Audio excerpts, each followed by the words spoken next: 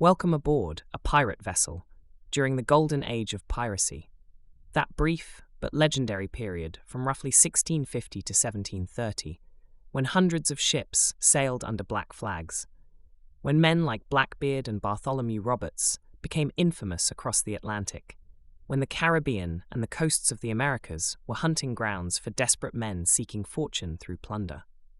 For the next few hours, we will experience daily life aboard one of these vessels, following the routines and rhythms of pirate sailors, discovering that their lives were less about constant adventure and more about the hard, tedious work of keeping a wooden ship operational in an age of sail. If you enjoy these immersive explorations of historical daily life, please like and subscribe to support our channel. It is September 1718, and we are aboard the sloop Revenge, a single-masted vessel of approximately 80 tons, carrying a crew of 75 men. The ship operates in the waters between Jamaica and the Spanish Main, preying on merchant vessels carrying sugar, rum, indigo, and other valuable cargoes from the Caribbean colonies back to Europe. The captain is a man known as Jack Rackham, not yet the famous Calico Jack of later legend, but already an experienced pirate with several successful captures to his name. The hour is just before dawn, perhaps 5 in the morning by our reckoning, though the pirates measure time differently, by the ship's bell, which rings every half hour, by the changing of the watch, by the positions of the stars they have learned to read during their years at sea. The ship is approximately 50 miles off the coast of Hispaniola, sailing west-southwest with a moderate following wind, making perhaps 5 knots through calm seas. On deck, the morning watch is coming to its end. These are the men who have been on duty since midnight, 4 hours of watching the horizon for ships, monitoring the sails and rigging, steering the vessel, performing the constant small tasks that keep a sailing ship moving safely through the night. They are tired, looking forward to being relieved, to getting a few hours of sleep before the next watch cycle begins. One of these men is Thomas Barrow, a sailor in his mid-20s who has been at sea since he was 12, first on merchant vessels, then on a Royal Navy frigate, and for the past 2 years on pirate ships. Thomas is what the crew calls an able seaman, experienced and skilled, capable of working aloft in the rigging, of steering the ship in difficult conditions, of performing any of the specialized tasks that sailing requires. Thomas stands near the bow, scanning the horizon as the sky begins to lighten in the east. The sea is relatively empty, no sails visible, which is both disappointing and not surprising. Ships are scattered across these vast waters, and encountering one is always a matter of luck and positioning. The Revenge has been at sea for 3 weeks since their last capture, and provisions are running low.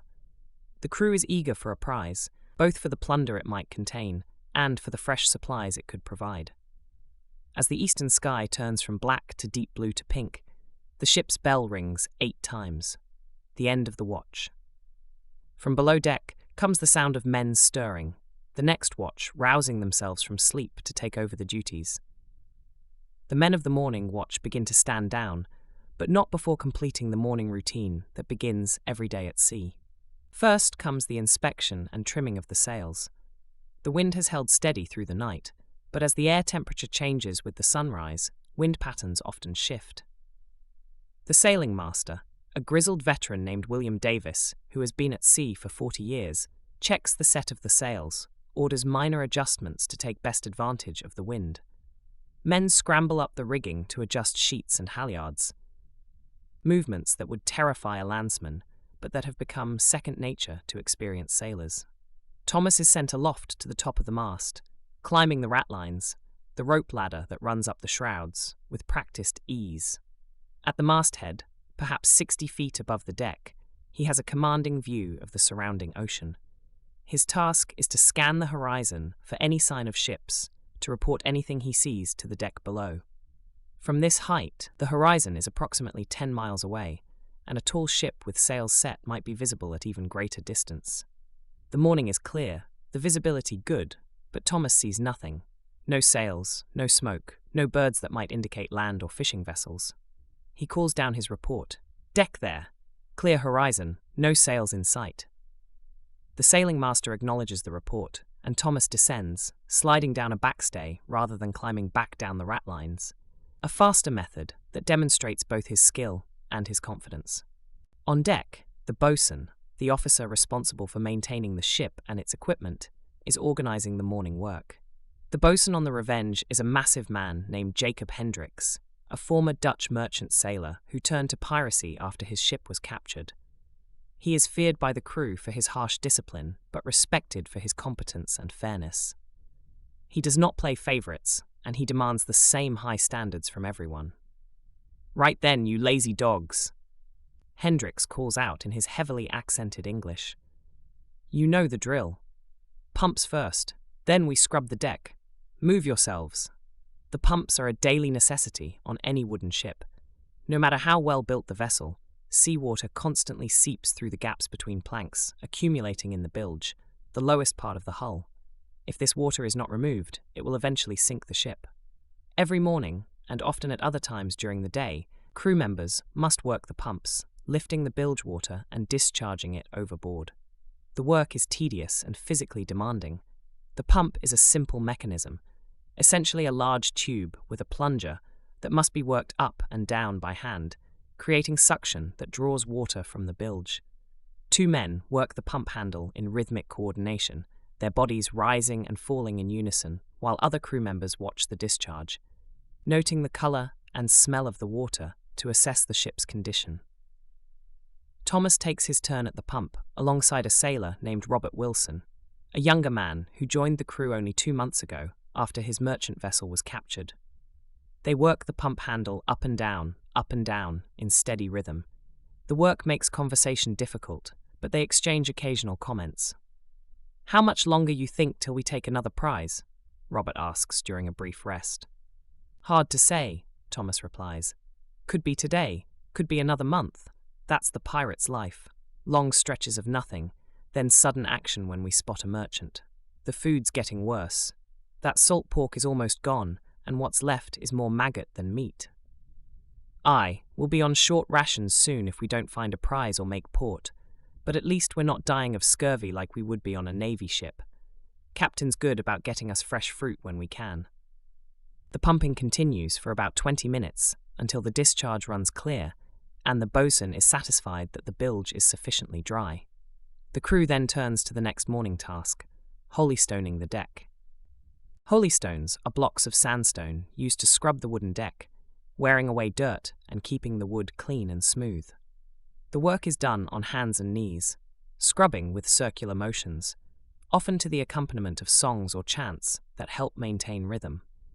It is back-breaking work, and it is one of the most hated tasks aboard ship, but it is necessary to prevent the deck from becoming dangerously slippery and to maintain the wood. Thomas works alongside the other men, scrubbing his section of deck, his hands and knees already sore from similar work on hundreds of previous mornings.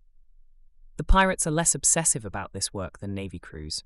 One of the advantages of piracy is not having officers who demand perfectly spotless decks, but the work must still be done to keep the ship safe and functional. As the crew works, the cook emerges from the galley, the ship's small kitchen located near the forecastle. The cook is an older man named Samuel Fletcher, a former merchant sailor who lost his right leg below the knee in a naval battle years ago.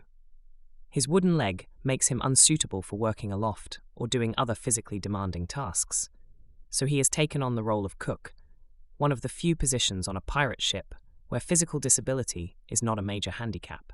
Fletcher has prepared the morning meal, a thin gruel made from oatmeal, water, and a bit of molasses, along with hard biscuit that is several months old and infested with weevils. It is not appetizing, but it is food, and the men are hungry after their night's watch. They line up with their wooden bowls and receive their portions, then find places to sit and eat. Thomas sits on a coiled rope near the rail, picking weevils out of his biscuit and flicking them overboard before taking a bite. The biscuit is so hard it must be softened in the gruel before it can be chewed. This is breakfast aboard a pirate ship. Meager, monotonous, barely adequate nutrition. In port, or immediately after capturing a well-stocked merchant vessel, the food is much better. Fresh meat, vegetables, cheese, wine. But at sea for extended periods, the the diet degrades to salt meat, hard biscuit, and whatever dried or preserved foods remain. After breakfast, the watch changes fully. The men who have been on duty since midnight are now free to sleep or rest until their next watch, which will begin at noon. The new watch takes over the duties of sailing the ship, and the day's work continues. The boatswain assigns tasks for the morning. Some men will work on maintenance, splicing frayed ropes, patching sails, treating wood with tar to prevent rot. Others will practice with weapons. The pirates maintain their combat readiness through regular drill, knowing that their lives depend on being able to fight effectively when they encounter a merchant vessel, or, worse, a naval patrol. Thomas is assigned to the rigging crew for the morning, tasked with inspecting and replacing worn rope. He and 3 other sailors spend the next several hours working aloft, examining every line, looking for fraying or wear that could lead to failure. When they find a damaged section, they either splice in new rope or replace the entire line, depending on the severity of the damage. This work is skilled and essential. The rigging, the complex network of ropes that controls the sails and supports the mast, is the ship's lifeline. A single failed line at the wrong moment could bring down a sail, could even bring down the entire mast if the damage affects the standing rigging that holds the mast upright. Regular inspection and maintenance prevent these catastrophic failures, and experienced sailors like Thomas can spot problems before they become critical. As Thomas works, the sun climbs higher, the day grows warmer. The Caribbean in September is hot, and working in the full sun with no shade is exhausting. The sailors strip down to their trousers, their torsos bare and tanned dark by constant sun exposure. They wear kerchiefs on their heads to protect against sunstroke, and they drink water liberally from the scuttlebutt, a large cask kept on deck containing the ship's drinking water. The water is not fresh.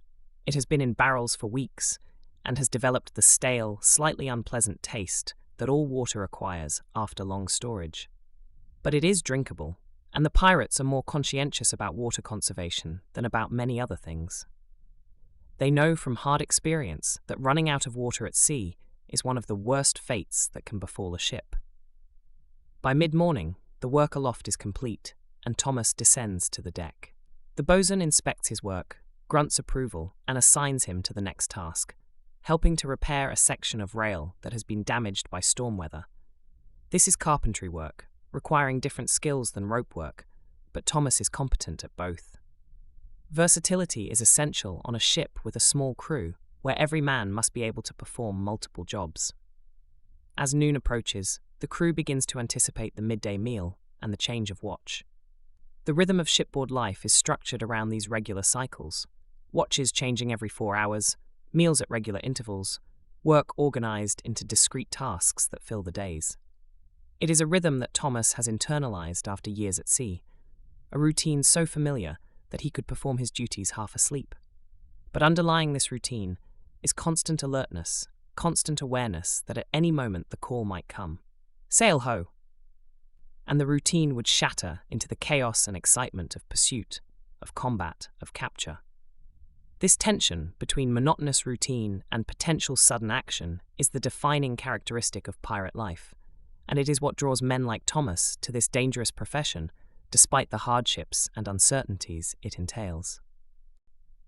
As the ship's bell rings 8 times signaling noon, the crew gathers for the midday meal and for what will prove to be an important discussion about crew discipline and the pirate articles that govern their lives aboard the Revenge.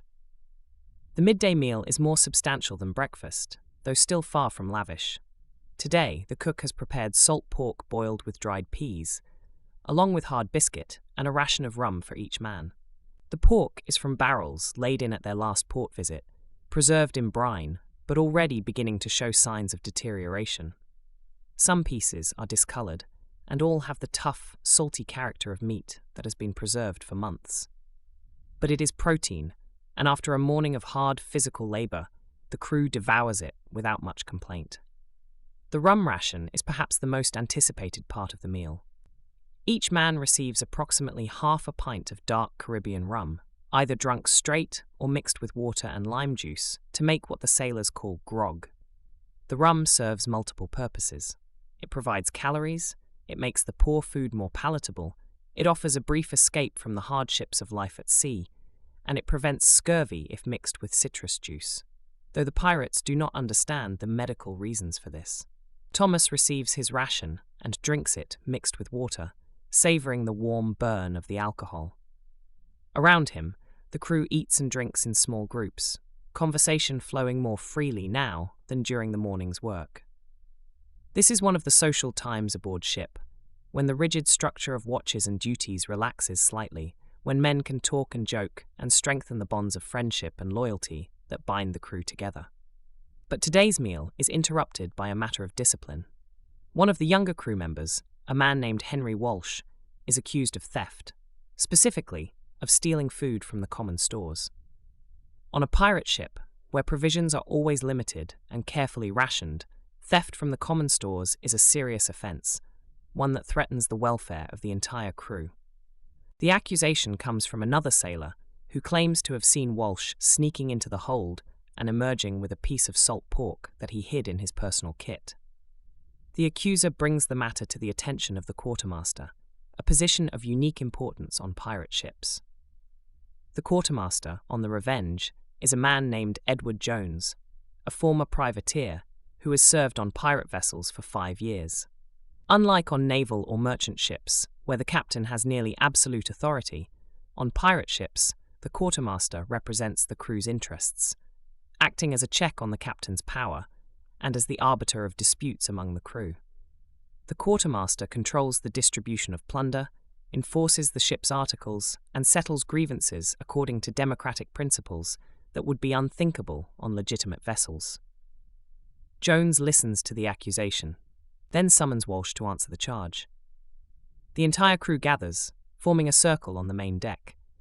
This public hearing is not just about resolving one case of theft, it is a reaffirmation of the rules and values that govern pirate society, a reminder that the crew operates according to agreed-upon principles rather than arbitrary authority. Walsh stands in the centre of the circle, looking nervous but defiant. He is a slight young man, perhaps 20 years old, who joined the crew 6 months ago. He has not proven himself to be either particularly skilled or particularly popular, occupying the marginal position of a man who is tolerated but not valued. Henry Walsh, Jones begins in a voice loud enough for all to hear, you stand accused of stealing from the common stores. John Miller claims he saw you take salt pork from the hold yesterday evening. What do you say to this charge? Walsh shifts his weight, looks around at the assembled crew. I took nothing. Miller's lying, probably settling some grudge I don't even know about. Miller, the accuser, steps forward. I saw you, clear as day. You went into the hold around sunset, came out with something bulky under your shirt. Later I checked your kit and found the pork hidden there. You went through my kit? That's a violation itself. I had reason, and I was right. You're a thief. The argument threatens to escalate, but Jones raises his hand for silence. We'll settle this according to the articles. We need to determine the truth, then decide the punishment if guilt is proven. This mention of the articles refers to one of the most distinctive features of pirate society, the written codes of conduct that governed life aboard pirate ships. These articles were essentially contracts, agreed upon by all crew members when they joined a ship, laying out rules about division of plunder, compensation for injuries, discipline for offences, and democratic procedures for making decisions.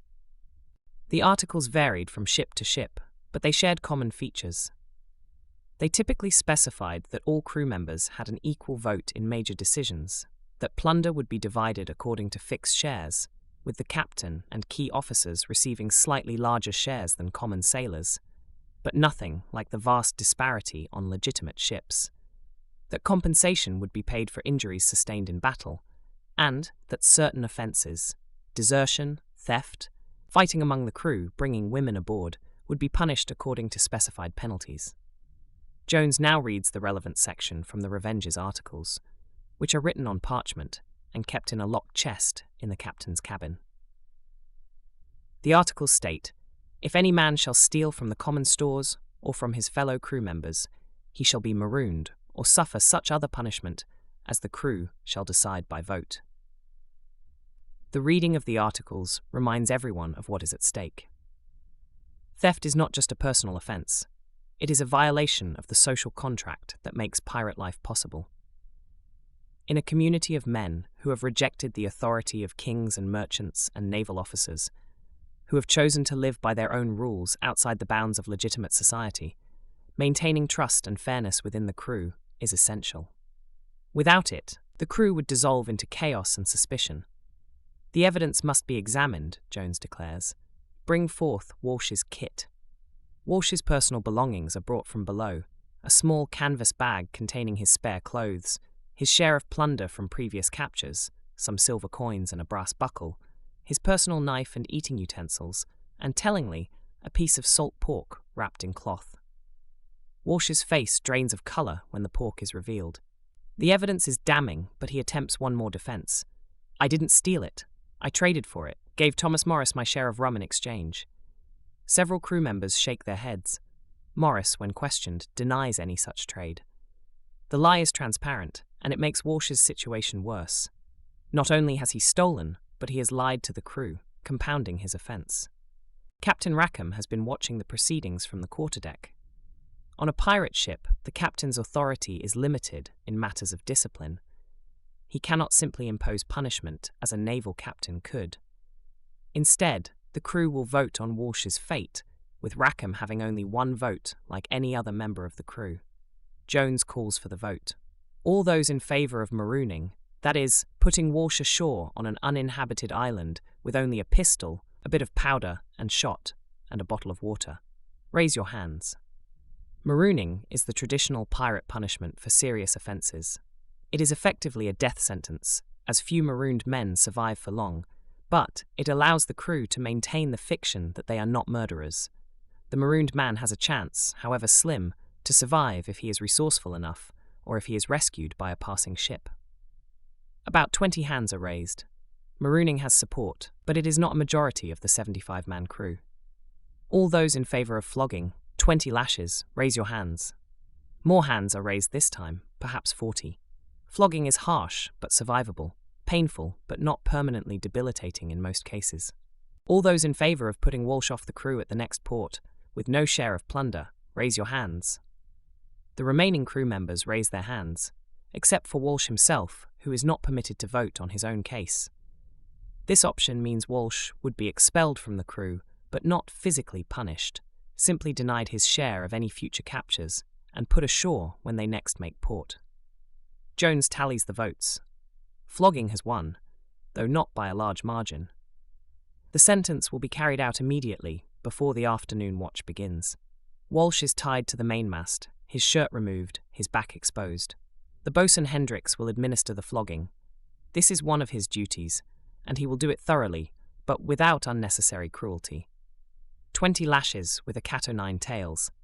A whip with 9 knotted cords that will tear skin and leave scars, but that, if administered properly, will not cause permanent injury. The crew assembles to witness the punishment.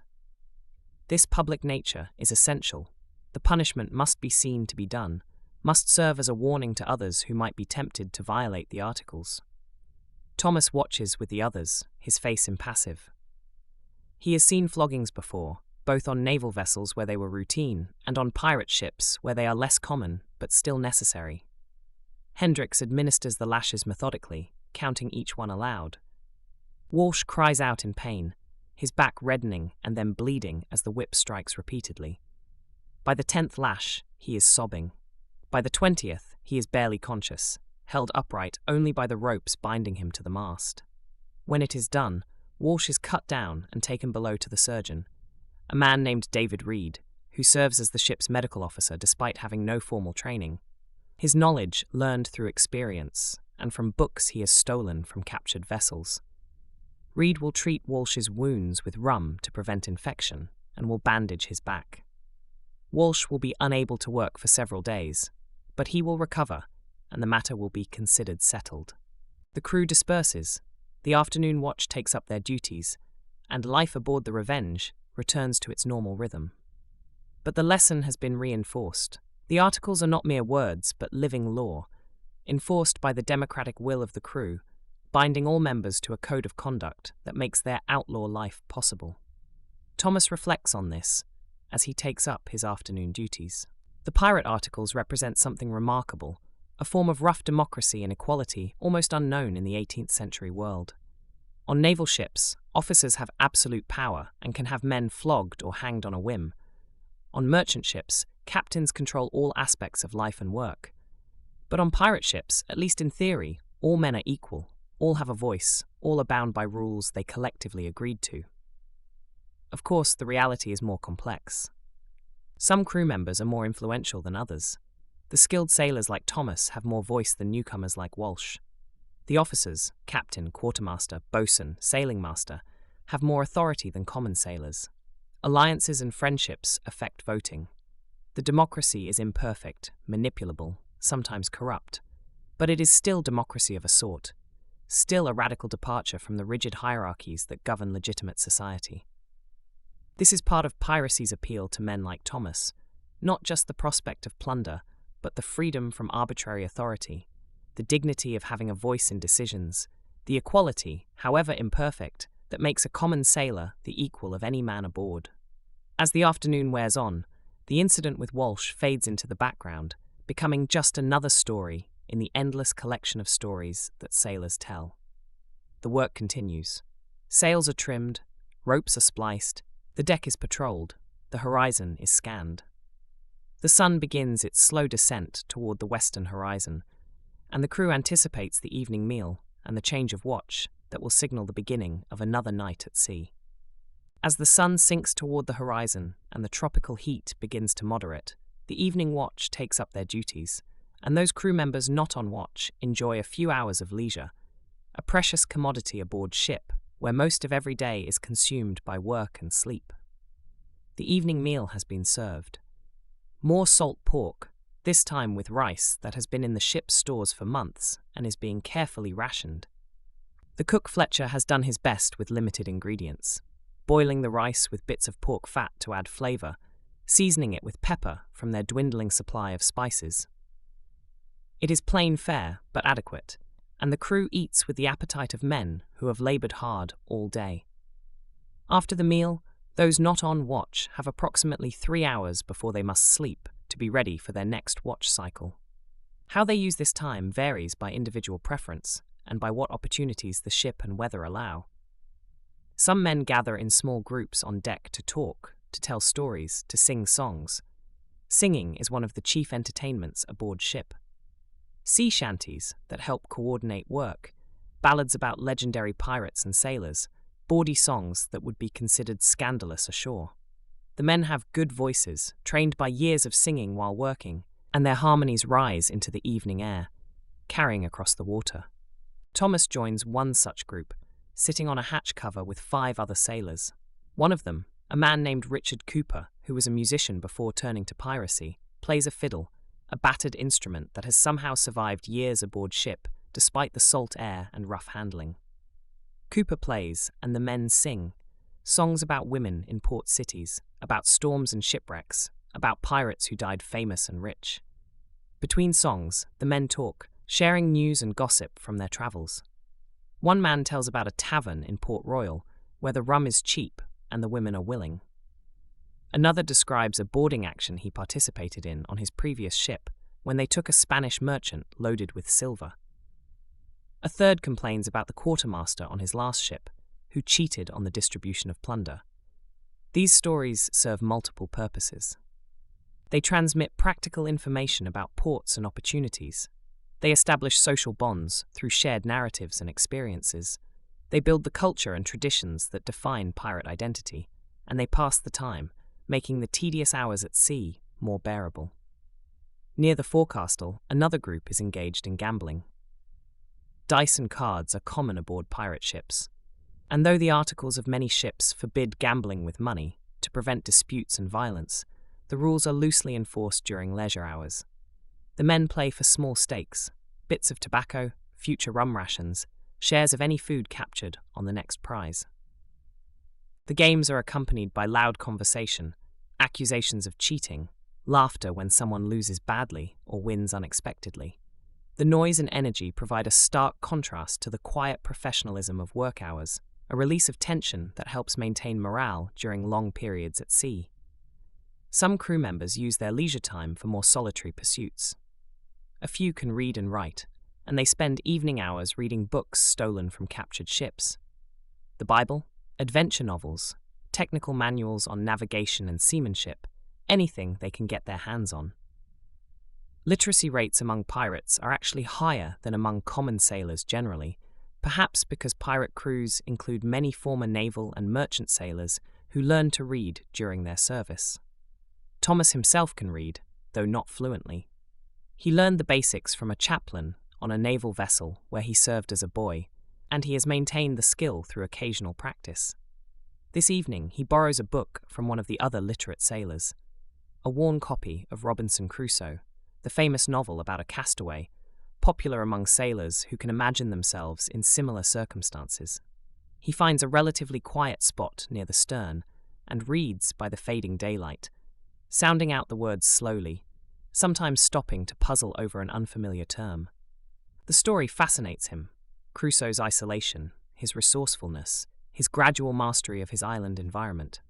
There are parallels to pirate life: the self-sufficiency, the distance from civilized society, the need to create order and meaning in a world without conventional structure. Other crew members engage in practical activities during their leisure time. Some mend their clothes. Every sailor must be able to sew, as clothes are expensive and must be made to last.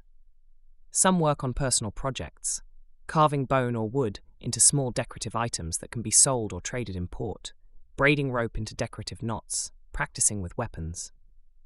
The weapons practice is not purely recreational.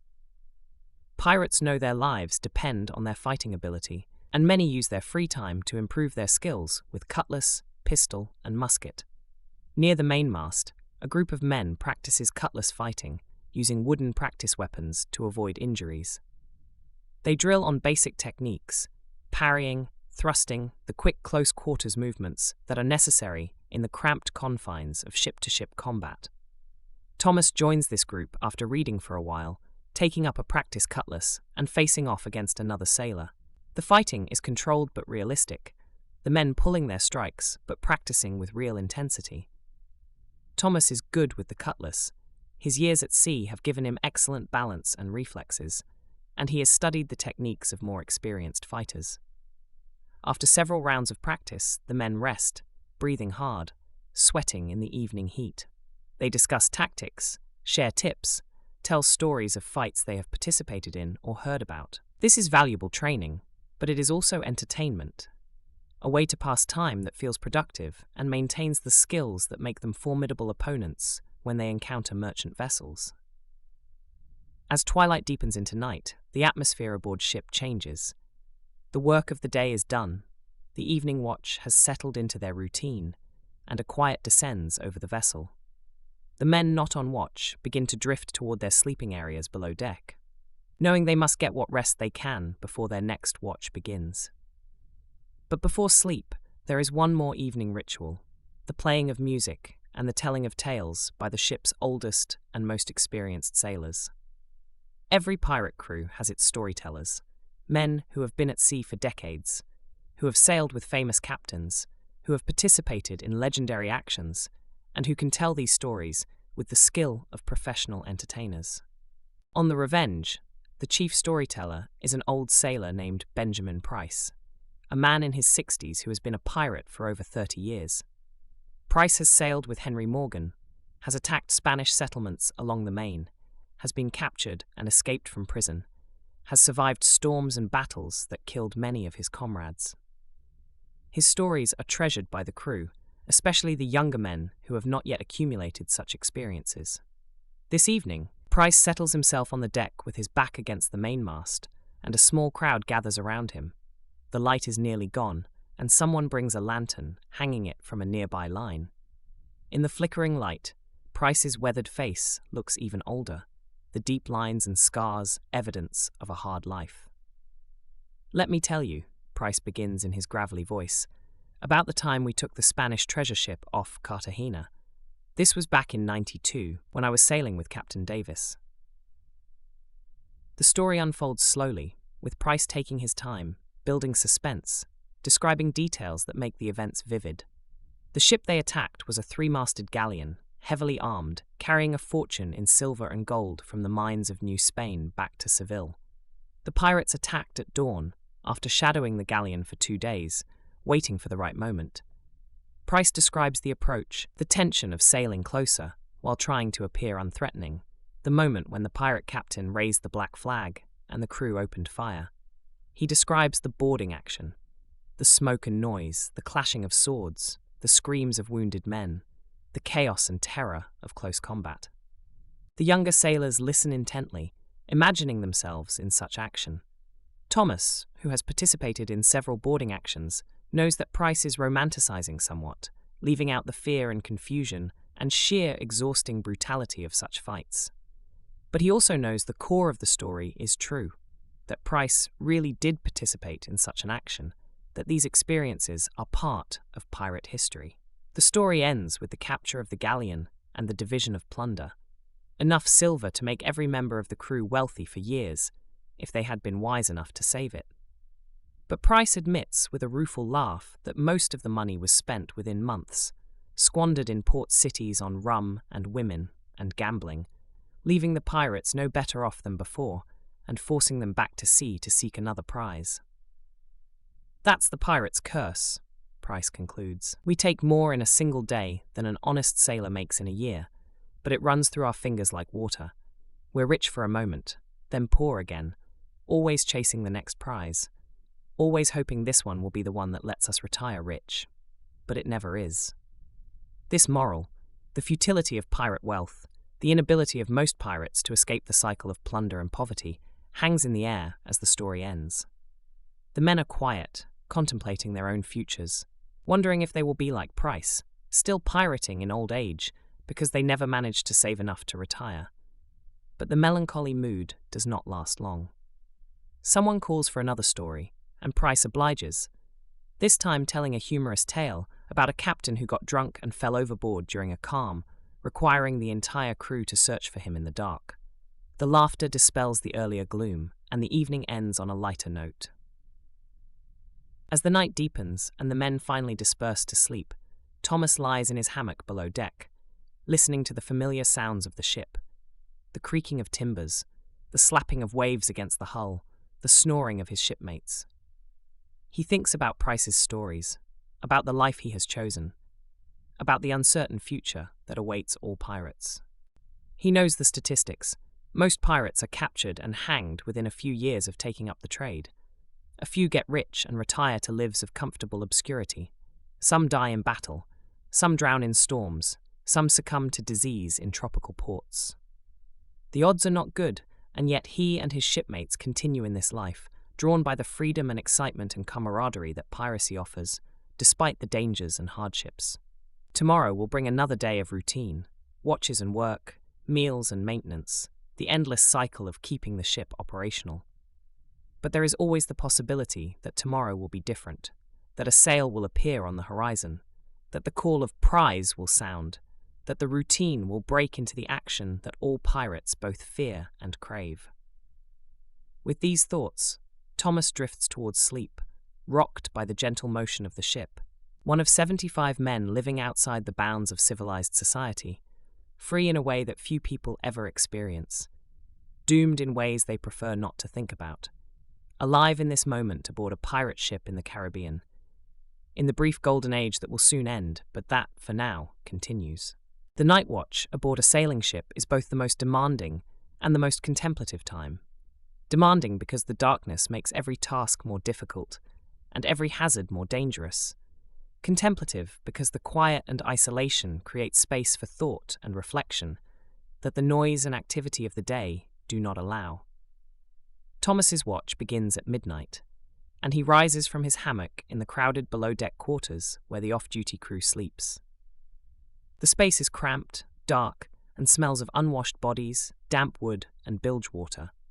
Hammocks are strung so close together that men can barely move between them. The air is stale and hot, despite the hatches that allow some ventilation. It is not comfortable, but it is familiar, and Thomas has slept in worse conditions.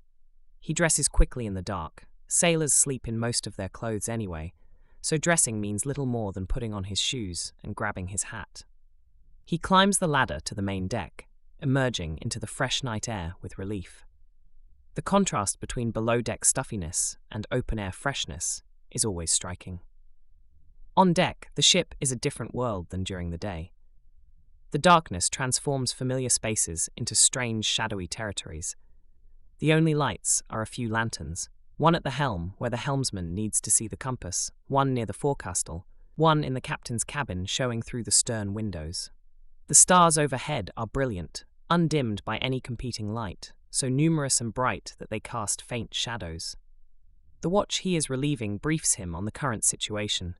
Wind steady from the east-northeast, ship making good progress on a course west-southwest. No ships sighted during the evening watch, all equipment functioning normally. It is a routine report, suggesting a quiet night ahead, though conditions can change rapidly at sea, and vigilance is always necessary.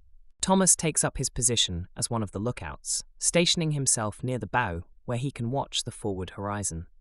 His primary responsibility is to watch for hazards, other ships, floating debris, sudden changes in weather, anything that might endanger the vessel. In these waters, the greatest danger is other ships. Naval patrols looking for pirates, or pirate hunters, or even other pirate vessels that might attack them.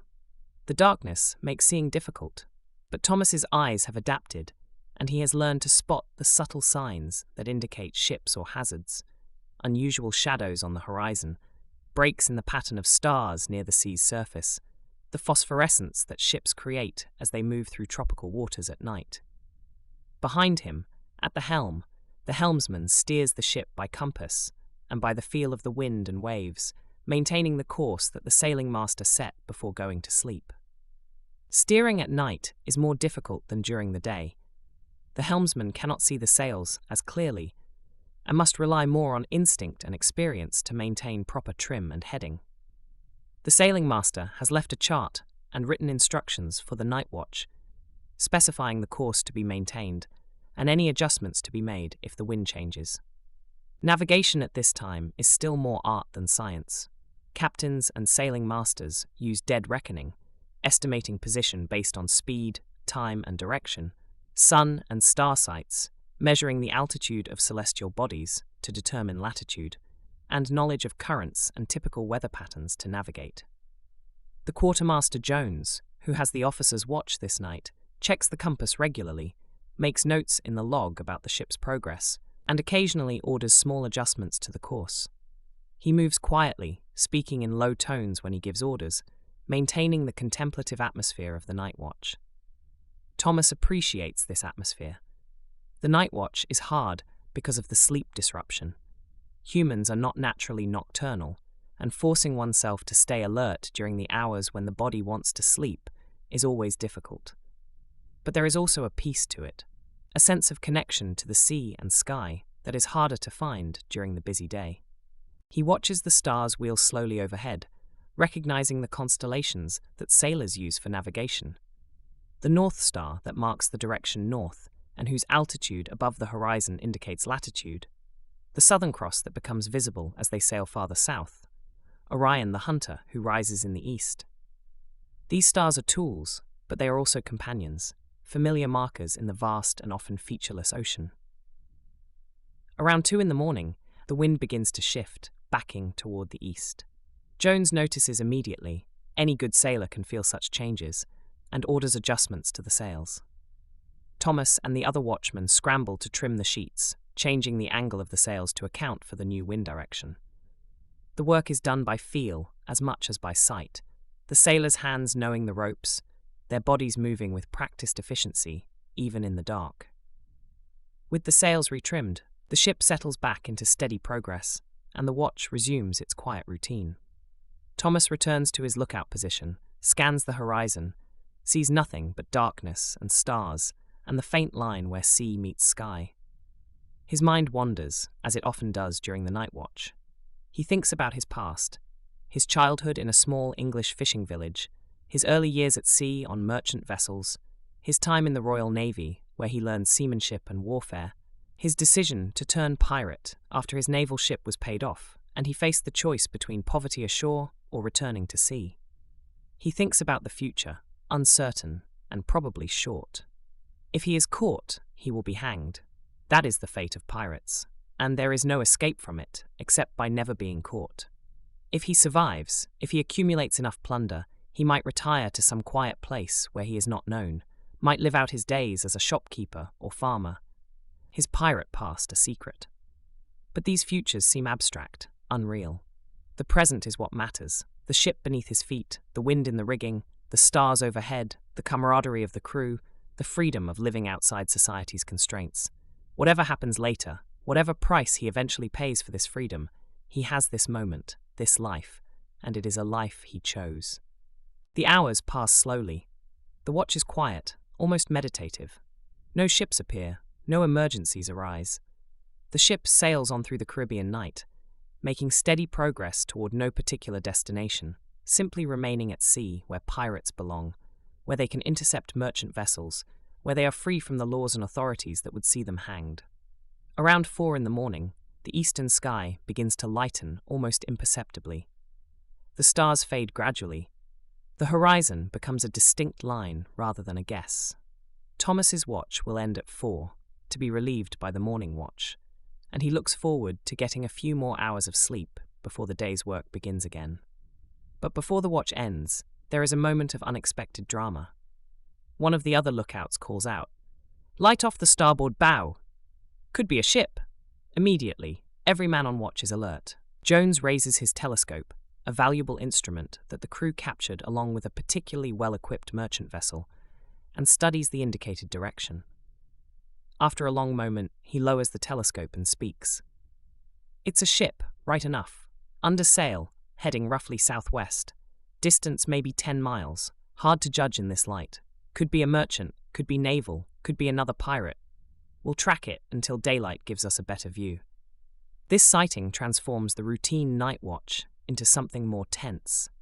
If the ship is a merchant, it is a potential prize. Exactly what the crew has been hoping for during 3 weeks at sea. If it is a naval patrol, it is a deadly threat. Warships have more guns, more men, better training than pirates can match. If it is another pirate vessel, it could be either opportunity or danger, depending on who they are and what their intentions might be. Jones sends a man to wake the captain and report the sighting. Rackham emerges from his cabin, still pulling on his coat, and studies the distant light through the telescope. He makes a quick decision. We'll close with them slowly, try not to alarm them, see what we're dealing with come daylight. All hands will stay at stations. Prepare the guns, but don't run them out yet. We don't want to show hostile intent until we know what we're facing. The crew responds with quiet efficiency, moving to their action stations, checking weapons, preparing for either fight or flight. The routine night watch has become the beginning of a potential chase, and all thoughts of sleep are forgotten. Thomas takes up a position near one of the small cannons that the Revenge carries. The ship is not heavily armed, 8 guns total, 4-pounders that fire small cannonballs, effective at close range, but unable to match the firepower of a real warship. But these guns can disable merchant vessels, can rake their decks with grape shot, can do terrible damage if the pirates can get close enough. As dawn breaks fully and light floods across the ocean, the distant ship becomes more visible. Jones studies it through the telescope, trying to identify its type and nationality, looking for signs that would indicate whether it is friend or foe. 3-masted merchant vessel, he finally reports to Rackham. Flying, looks like English colours. Heavily laden, riding low in the water. Could be a rich prize. Rackham grins. After 3 weeks at sea with dwindling supplies and no captures, a potential prize is exactly what the crew needs. But he is cautious. Approaching merchant vessels is always risky. They might be armed and willing to fight. They might be bait, with a naval escort lurking nearby. They might be faster than they appear and able to outrun the Revenge. We'll approach under false colours, Rackham decides. Hoist the English flag, make ourselves look like a fellow merchant. Get close before showing our true nature. Sailing master, set a course to intercept. All hands, prepare for action, but stay calm. Don't show weapons until we're committed. The crew springs into action, the routines of the night watch forgotten as the ship transforms into a predator closing on prey. Thomas checks his pistol, makes sure his cutlass is loose in its scabbard, mentally prepares himself for the violence that may soon come. This is the moment that all the routine leads to. The reason pirates endure the hardships and boredom of life at sea. The chance to take a prize, to capture wealth, to test themselves in action. The night watch that began in quiet contemplation is ending in the excitement and danger of the chase. And whatever happens in the hours ahead will determine whether the crew eats well or goes hungry, whether they become richer or stay poor, whether they live or die. The hunt has begun. The merchant vessel, now clearly visible in the morning light, is a substantial ship, perhaps 200 tons, with 3 masts carrying full sail, heading southwest at a steady but unspectacular pace. From her waterline, low in the water, and from the way she sails, she appears to be heavily loaded with cargo, exactly the kind of target that pirates dream about. Captain Rackham has ordered the English flag raised and has altered course to intercept, but not so directly that the merchant will immediately recognize the threat. The Revenge will approach as if merely a fellow English vessel traveling in the same general direction, closing the distance gradually, waiting for the right moment to reveal her true nature. This strategy requires patience and careful seamanship. Approach too quickly or too obviously, and the merchant might recognize the danger and attempt to flee. Approach too slowly, and the merchant might alter course, or the wind might change, creating an opportunity for escape. Rackham must judge the distance, the wind, the merchant's likely reactions, and time his final approach perfectly. Thomas and the rest of the crew wait at their action stations, trying to appear casual in case anyone aboard the merchant is watching through a telescope, but internally coiled and ready for instant action. The tension is palpable. Every man knows that the next few hours could bring wealth or death, that the choices made and the actions taken will have consequences they cannot fully predict. As the Revenge closes to within perhaps 2 miles of the merchant, Rackham orders a signal flag raised, a request to speak, a standard maritime courtesy that merchant vessels routinely honor. The merchant responds by reducing sail slightly, indicating willingness to communicate. This is a good sign. If the merchant suspected piracy, they would be adding sail and fleeing, not slowing to talk. The gap continues to close. 1 mile, half a mile. Close enough now to see details of the merchant vessel, her name painted on the stern, the Elizabeth of Bristol, the condition of her sails and rigging, the handful of crew visible on deck. She appears to be lightly manned, probably running with the minimum crew necessary to sail the ship, with the majority of hands perhaps below deck, out of the sun. A 1/4 mile. Rackham is timing his moment carefully. Too soon, and the merchant might still have time to react. Too late, and they might recognize the Revenge as a pirate vessel before the trap can be sprung. At 1/8 of a mile, close enough to clearly see faces on both ships, Rackham gives the order. Strike the English colours. Raise the black flag. Run out the guns. Instantly, the Revenge transforms from a peaceful merchant into a predator. The English flag is hauled down and replaced with a black flag bearing a white skull and crossed swords, the Jolly Roger that has become the symbol of piracy. The gun ports, previously concealed, flip open and the small cannons are run out, their muzzles pointing at the merchant vessel. Pirates who had been lounging on deck suddenly produce weapons, cutlasses, pistols, muskets, and line the rails, creating an intimidating show of force. The effect on the Elizabeth is immediate and dramatic. Shouts of alarm carry across the water. Crew members run frantically on her deck. Her captain appears, telescope to his eye, assessing the threat. He has only seconds to make a decision: fight, flee, or surrender. Rackham makes that decision easier by firing a warning shot. One of the Revenge's cannons booms, sending a ball splashing into the water 50 yards ahead of the Elizabeth's bow. The message is clear: if you run, we will fire into your hull. If you fight, we will board you, and the battle will be bloody.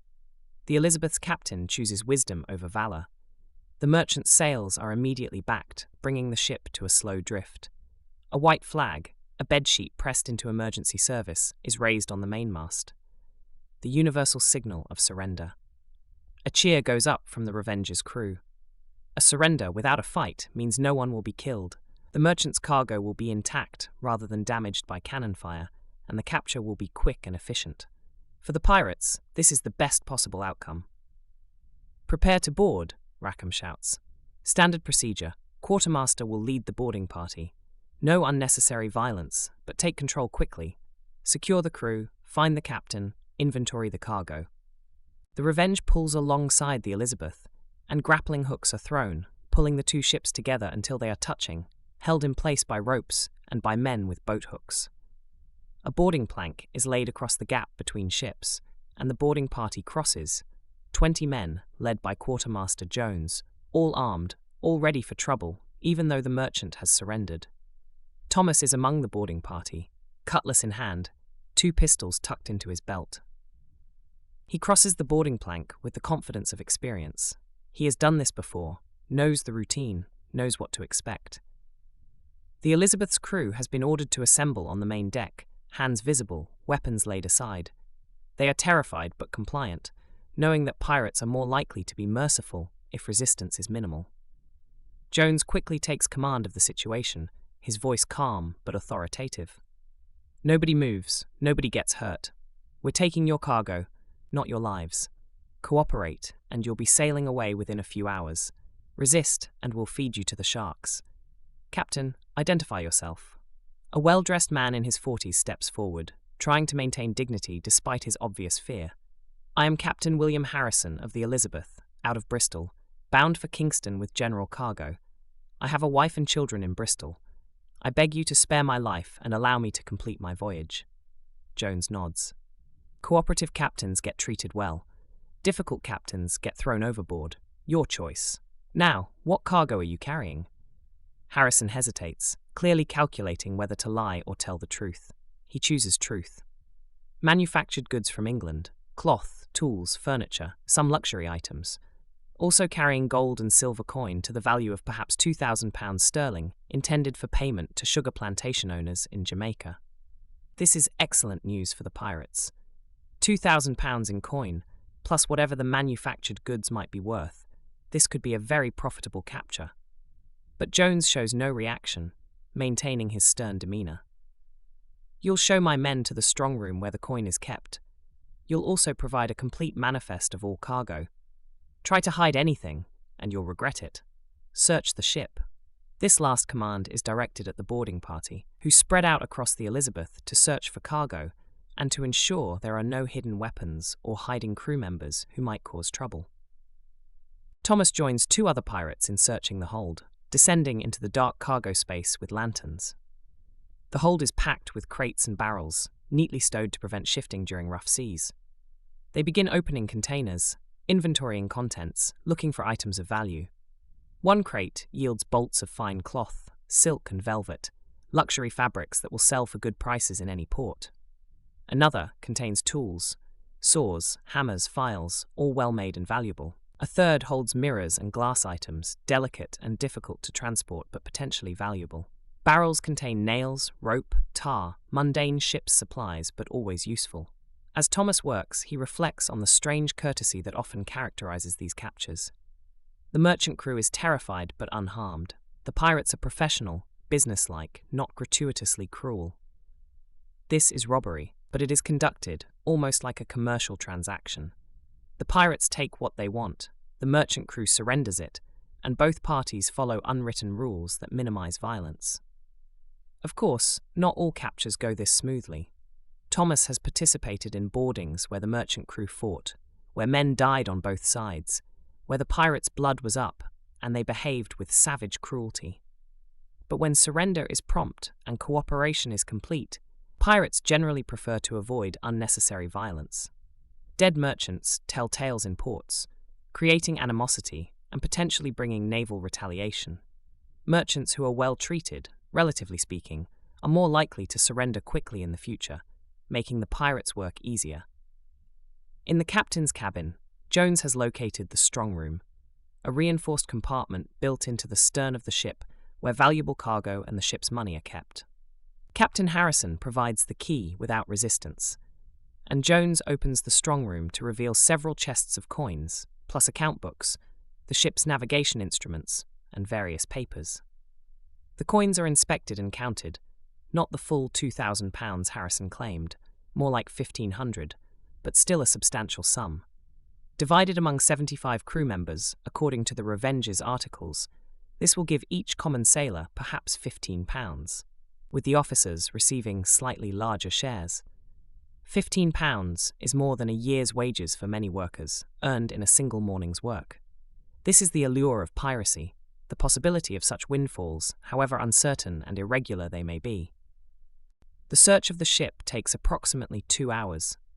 When it is complete, Jones has a complete inventory of everything valuable the Elizabeth carries.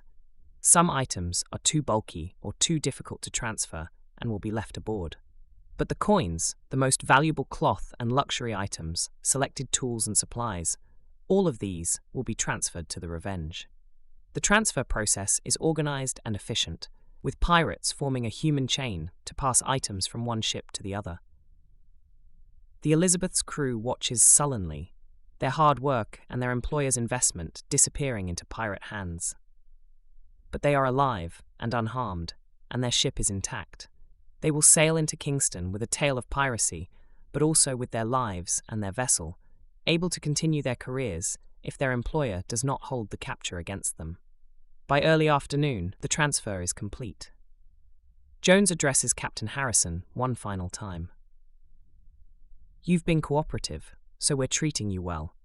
We're taking about half your cargo and all your coin, but we're leaving you with enough sail and supplies to reach Kingston. You can report this capture to the authorities. They won't catch us anyway. Tell them you encountered the Revenge under Captain Rackham. Tell them we treated you fairly because you surrendered promptly. Perhaps the next merchant who meets us will learn from your example." Harrison nods, relief evident on his face. This could have been much worse. He has heard stories of pirates who tortured captains to reveal hidden valuables, who burned ships after looting them, who killed crew members for sport. By those standards, this has been almost genteel. The grappling hooks are released, the boarding plank is withdrawn, and the two ships drift apart. The Revenge sets sail, moving away from the Elizabeth, heading northwest toward a hidden anchorage where the crew can divide the plunder and celebrate their success. On the deck of the Revenge, the mood is jubilant. Men are laughing, slapping each other on the back, already planning how they will spend their shares. The weeks of tedium and short rations are forgotten in the euphoria of a successful capture. This is what piracy is about. Moments like this, when the gamble pays off, when fortune smiles, when the hard, dangerous life seems worthwhile. Thomas feels the same elation. £15, more money than he has seen in months, enough to buy new clothes, to spend a week in port enjoying every luxury, to feel rich even if only temporarily. He knows the money will not last, knows he will be back at sea within a month or two, seeking another prize. But for now, the future looks bright. Captain Rackham stands on the quarterdeck, watching the Elizabeth recede into the distance, satisfaction evident on his face. A successful capture with no casualties, valuable plunder, crew morale restored. This is the kind of operation that builds a captain's reputation and keeps a crew loyal. He has proven once again that he knows how to find prizes, how to take them efficiently, how to lead men in this dangerous business. As the afternoon wears on and the Revenge sails toward their anchorage, the crew begins the process of cleaning up after the capture, securing the new cargo, preparing for the division of plunder that will take place once they reach safety. The routines of shipboard life reassert themselves. Watches must be stood, sails must be tended, meals must be prepared.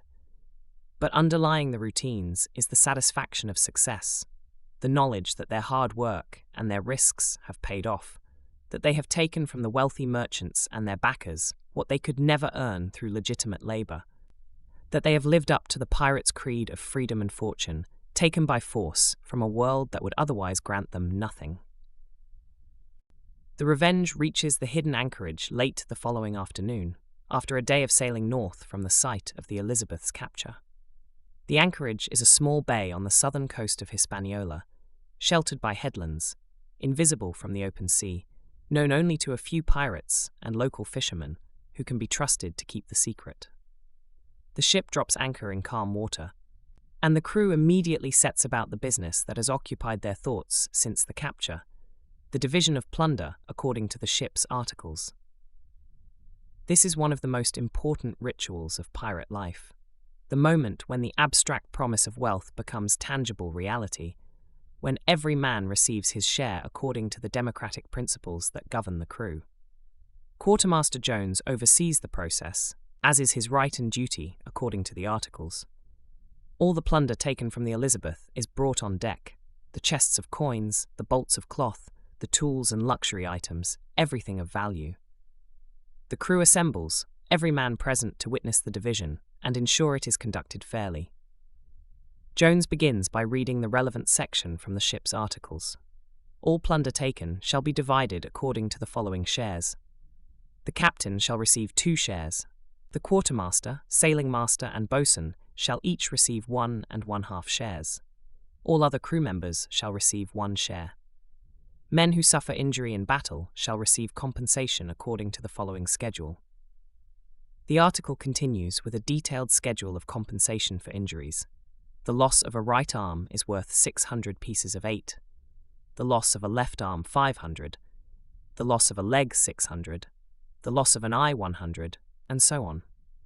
This schedule recognizes that piracy is dangerous work and that men who risk their bodies deserve compensation if they are maimed or crippled.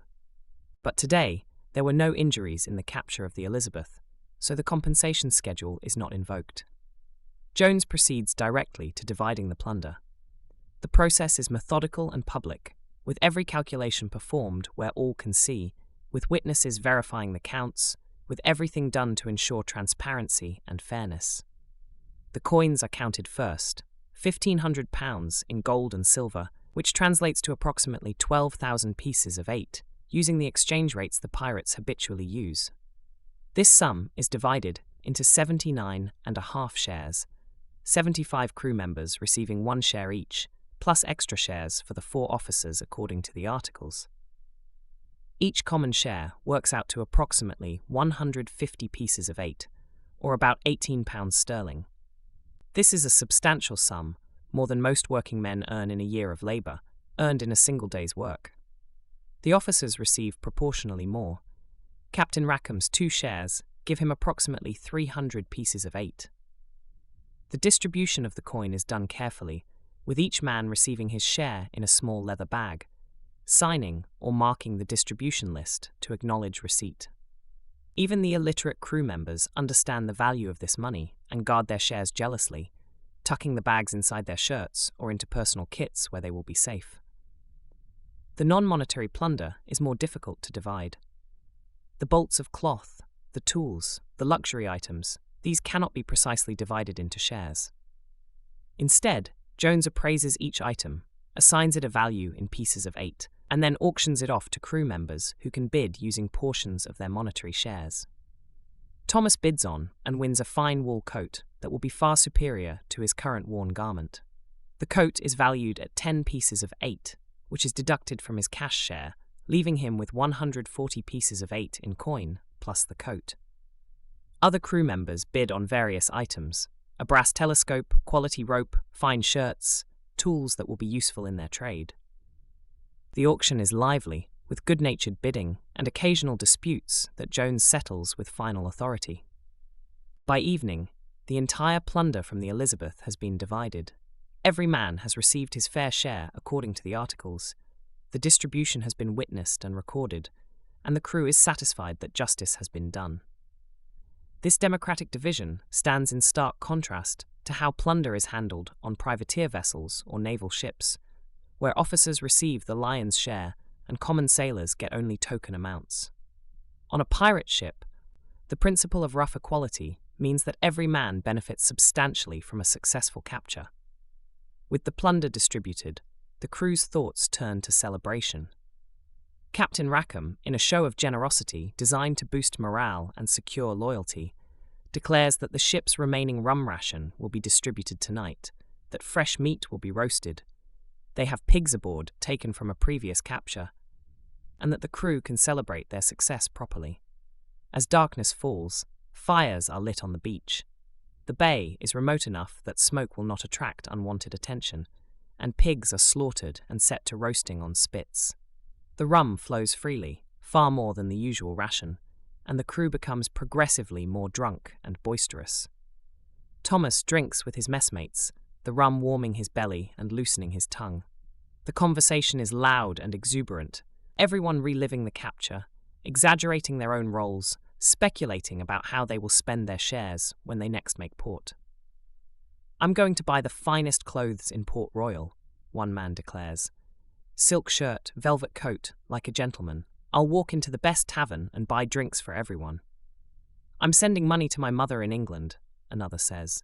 "She's poor, and this will keep her fed for a year. It's stolen money, but she won't ask where it came from." "I'm gambling it all," a third announces. "Double or nothing at the gaming tables. Either I'll be rich enough to retire, or I'll be broke and back to pirating next month." Thomas listens to these plans, knowing that most will not materialize as imagined. Money burns through pirates' pockets quickly, spent on rum and women and gambling and all the pleasures that make port life an explosion of indulgence after the deprivations of months at sea. Within weeks, most of this crew will have little or nothing left of their shares, will be ready to sail again in search of the next prize. But tonight, they are rich. Tonight, they are successful. Tonight, they can forget the dangers and hardships and uncertainties of pirate life and simply enjoy the fruits of their labor and their risk-taking. As the evening progresses, the celebration becomes more raucous. Men sing, dance, wrestle, engage in all the physical expressions of excess energy and celebration that drunken sailors have practiced for millennia. Captain Rackham participates in the celebration, drinking with the crew, maintaining the careful balance between authority and camaraderie that successful pirate captains must master. Old Benjamin Price, the ship's storyteller, is drawn into service again, telling tales of legendary pirates and their greatest captures, of fortunes won and lost, of men who died rich and men who died poor. His stories take on special resonance tonight, when the crew has just experienced their own successful capture and can imagine themselves becoming legendary figures in future stories. But amid the celebration, there are quieter moments of reflection. Thomas finds himself sitting on the beach, away from the main fires, looking out at the anchored ship silhouetted against the starlit sky. The rum has made him philosophical, and he finds himself thinking about the path that brought him to this life. He was not born to be a pirate. He grew up in a respectable working-class family, learned an honest trade, could have lived an ordinary life. But the ordinary life seemed unbearably constricting. The endless labor, the poverty, the submission to masters and employers, the absence of any real freedom or opportunity to improve his station. The sea offered escape, and piracy offered something more. The possibility of wealth, the freedom from arbitrary authority, the rough equality of men who have rejected society's hierarchies. It is a hard life, a dangerous life, and probably a short life, but it is his life, chosen rather than inherited, and that choice makes all the difference. He knows he is romanticizing. Pirate life is not purely freedom. There are hierarchies aboard ship, there are rules to follow. There are countless ways that chance and circumstances constrain choice, and the price of this life is high, the constant danger, the virtual certainty of a violent death, the isolation from legitimate society and its comforts. But tonight, with money in his pocket and rum in his belly and the satisfaction of a successful capture fresh in his mind, those prices seem worth paying. Tonight, he is free in a way that few people ever experience. Tomorrow may bring death or capture or disaster, but tonight he is alive, successful, rich by his standards, and master of his own fate in ways that his father and grandfather never were. As the night wears on and the celebration gradually winds down, men begin to drift towards sleep, some aboard ship, some on the beach where they collapse in drunken stupor. The fires burn down to coals, the noise subsides, and quiet descends on the anchorage. Thomas makes his way back to the ship, climbs aboard, and finds his hammock below deck. He is very drunk, and sleep comes quickly, despite the noise of snoring shipmates and the familiar discomforts of below-deck quarters. His last thoughts before losing consciousness are about the future. The Revenge will remain in this anchorage for a few days, giving the crew time to recover from tonight's celebration, to make repairs, to prepare for the next phase of their cruise. Then they will sail again, seeking more prizes, continuing the pattern that defines pirate life, long periods of routine and deprivation, punctuated by brief explosions of action and wealth. How long can this continue? How many more captures before they encounter a naval patrol too strong to escape? How many more successes before their luck runs out? These questions have no answers, and Thomas has learned not to dwell on them.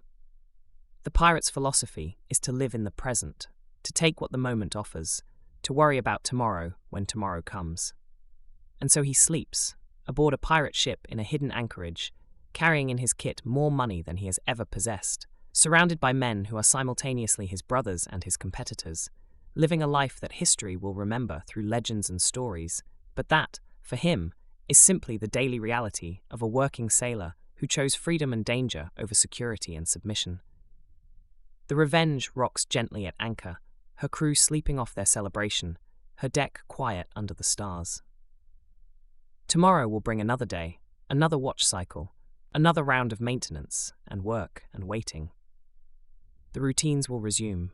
The hard realities of life at sea will reassert themselves, and the celebration will become a memory, another story in the endless collection of stories that pirates tell.